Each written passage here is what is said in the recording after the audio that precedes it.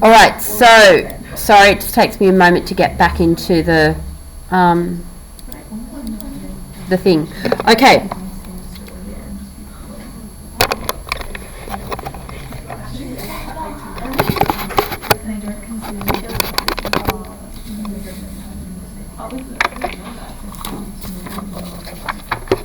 All right, so we are the hollow men, we are the stuffed men. So we've got this this repetition of we are, we are. So let's start with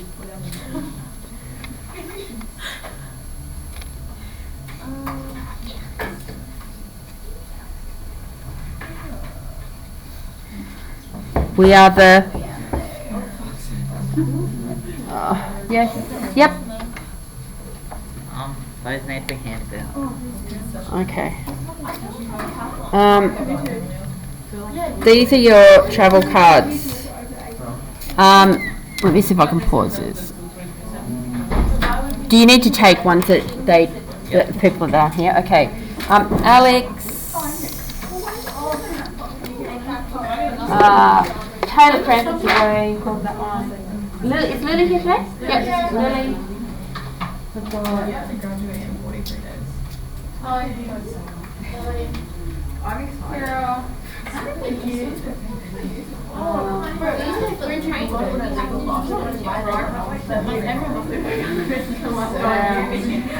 Come on. These people are away.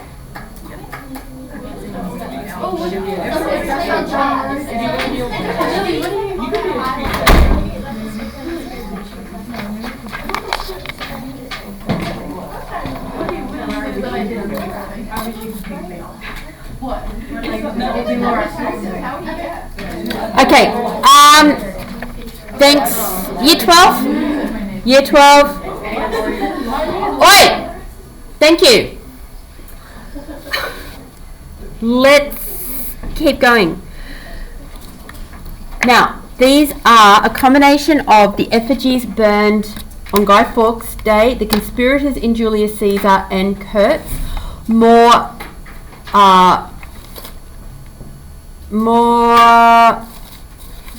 sorry, this didn't photocopy very well. More profoundly, they are Eliot's modern men, an empty, corrupt breed.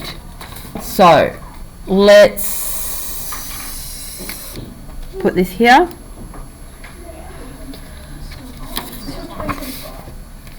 Oh, did that pause? Did it actually pause? It didn't seem to. Huh. There you go. Interesting. Okay. A combination of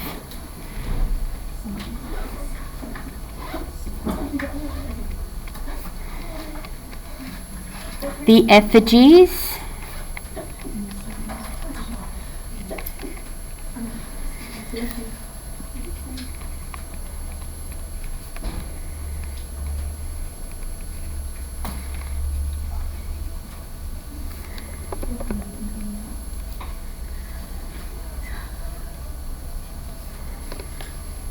or I should say Guy Fawkes night. I guess they're burnt during the night time.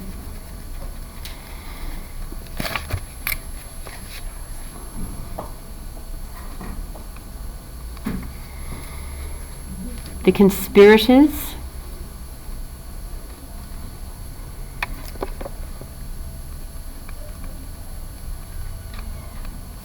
in Julius Caesar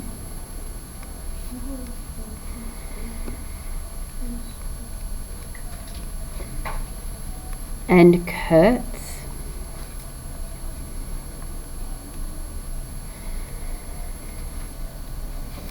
more profoundly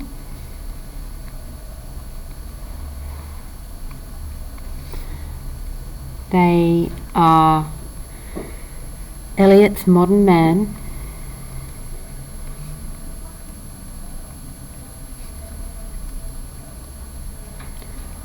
an empty, corrupt breed.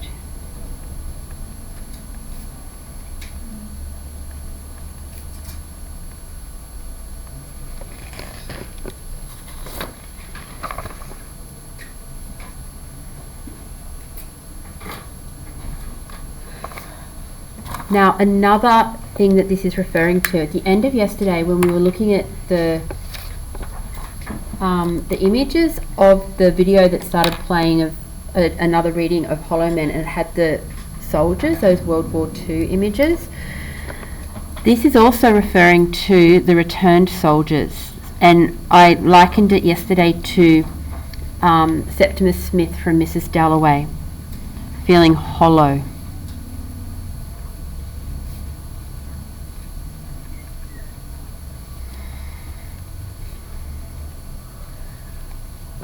This is why it worked so nicely for Francis Ford Coppola to adapt this poem and the story of Heart of Darkness to the context of the Vietnam War.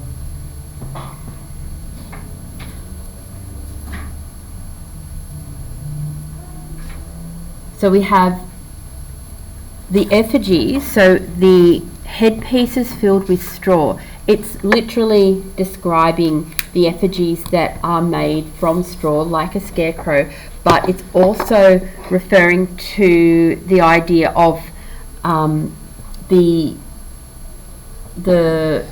absurd thoughts and the meaninglessness that are within the minds of modern man. So we're going to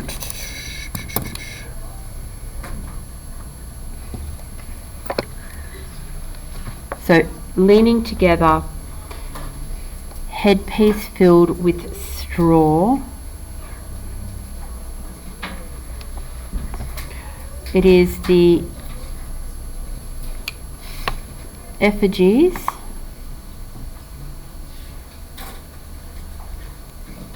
plus head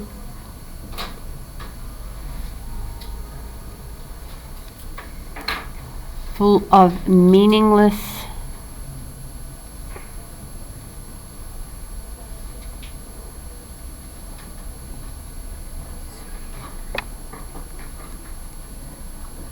meaninglessness and absurd thoughts.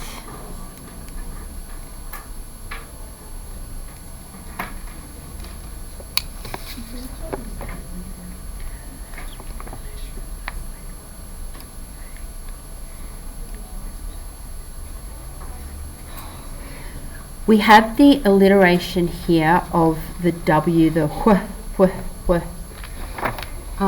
Now, this is important because we've got a few references to whispering with the allusions that he's using. So,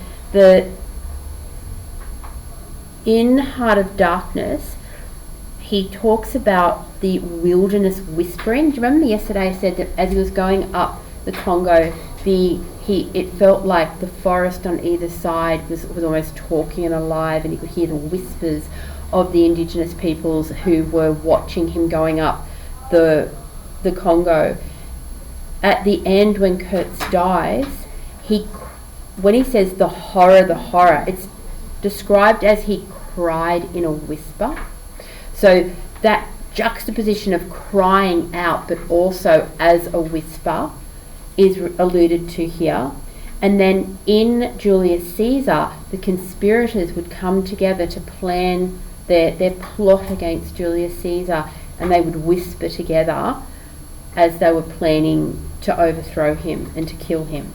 And so that is a really important reason for this alliterative W here.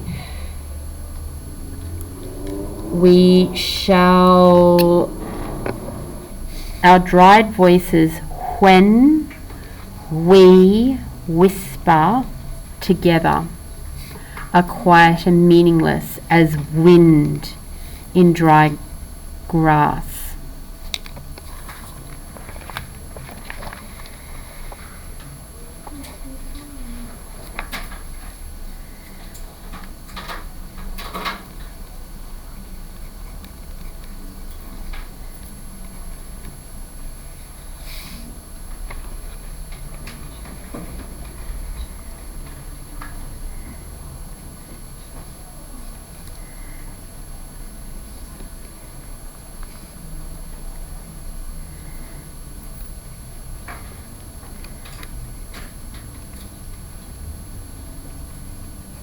So the whispering conspirators of Julius Caesar, or the whispering conspiracy we might write.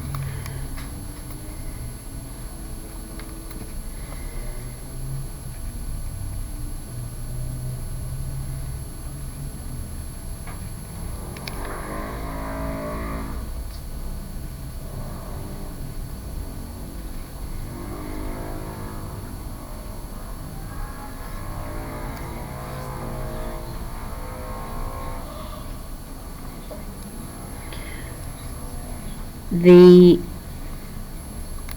wilderness whispers, or the whispering wilderness,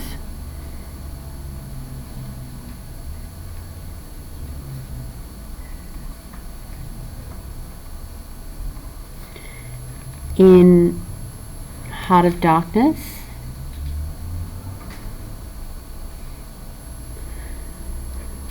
plus Kurtz,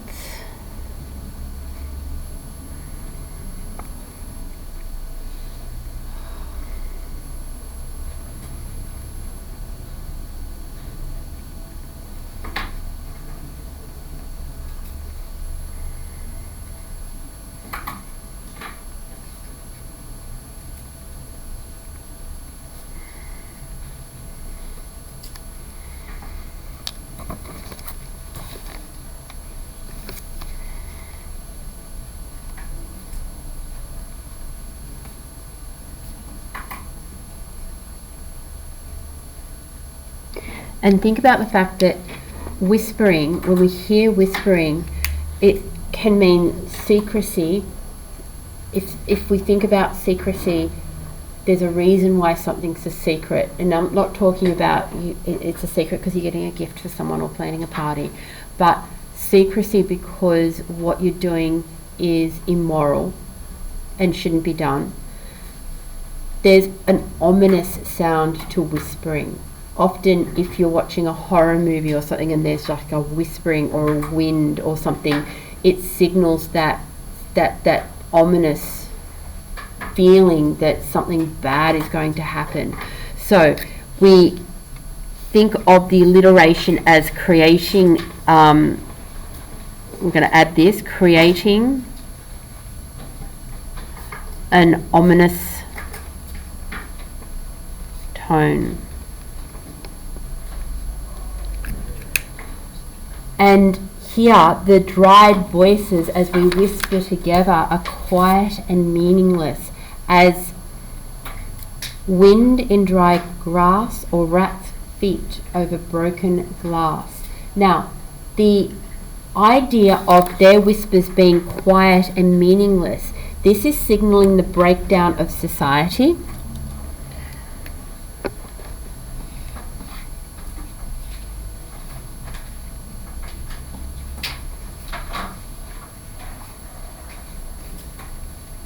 And narrowing it a little bit,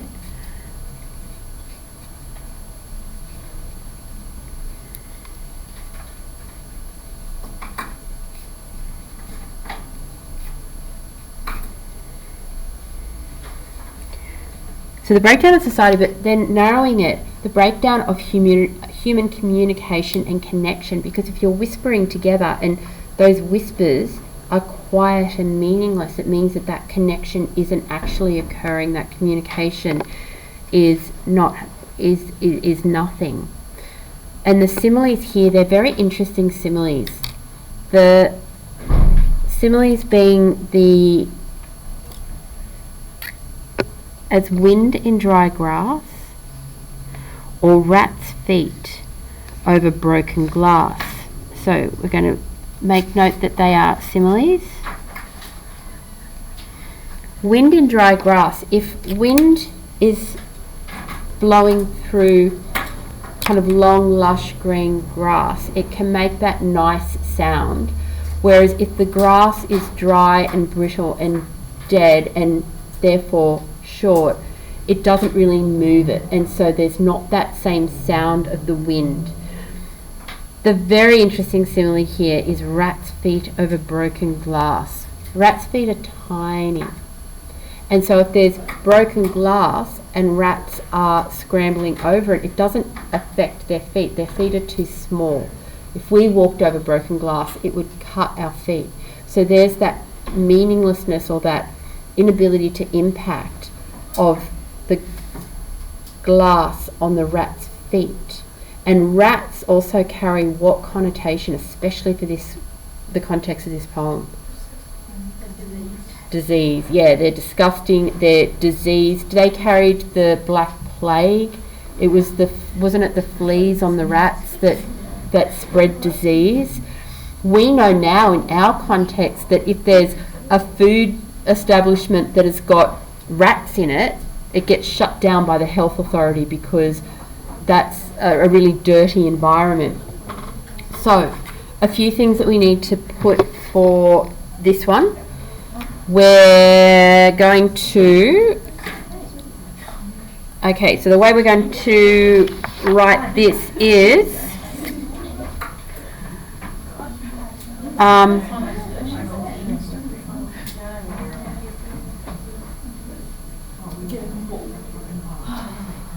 okay, I don't want to kind of write out all that actual meaning, but if I put similes and then put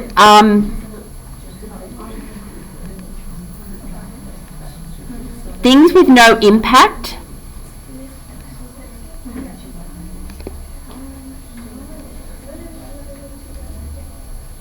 so things with no impact, that's our similes, and so too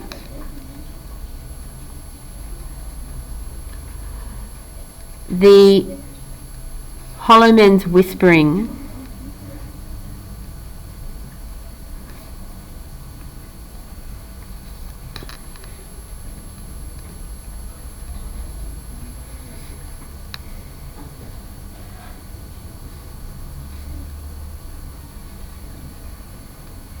is nothing.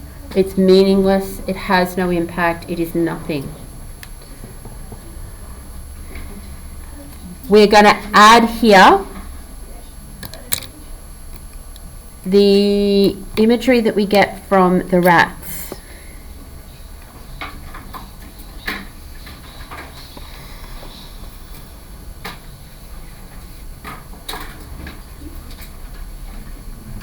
So, disturbing connotations.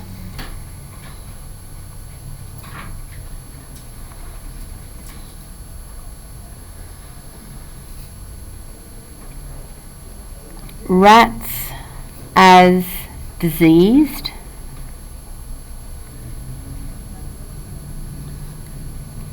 Which means that they are symbolic of the spiritual decay of a diseased society.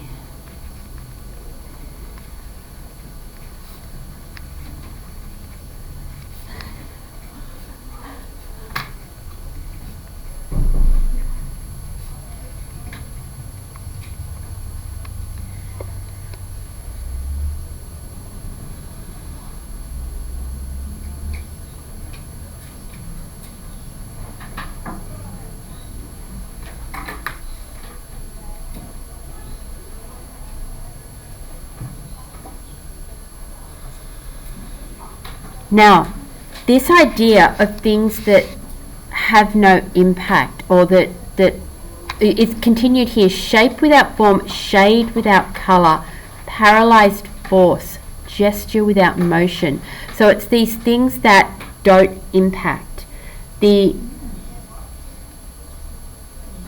And think about the contradiction here. A paralysed force, like a force itself is something that has an impact, that moves something, but if it's paralysed, it's not going anywhere, it's stopped. Gesture without motion, you can't have those things. Like a gesture is a motion. So there's these really contradictory images here.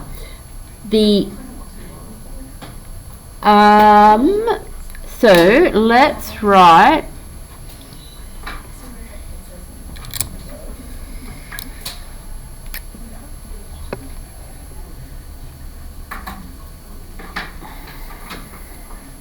those holes in the paragraph, like little. This bit, yeah, so if we go, yeah, for both of them.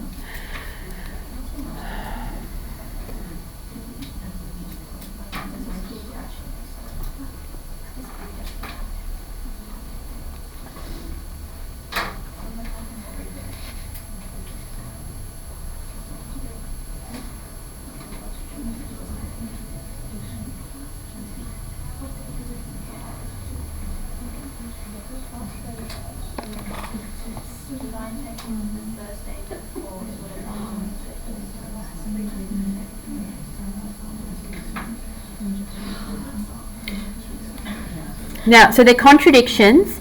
Now we also have, within this, think about this, see if you can get it.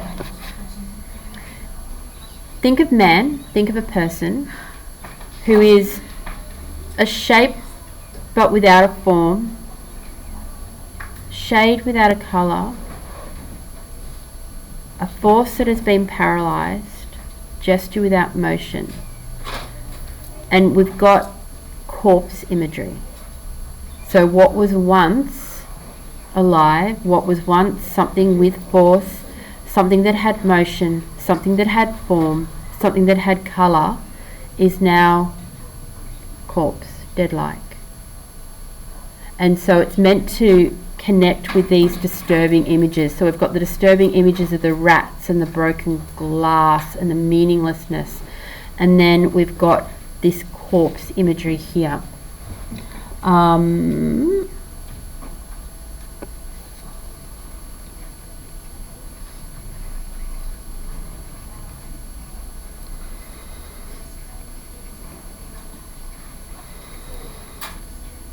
writing image of a dead corpse, which a corpse by its very nature is dead, so apologies for that. You don't need to write dead. It's tautology to do so. Now, and with all of that is this sense of futility. So if something's futile, it's not worthwhile. It doesn't work.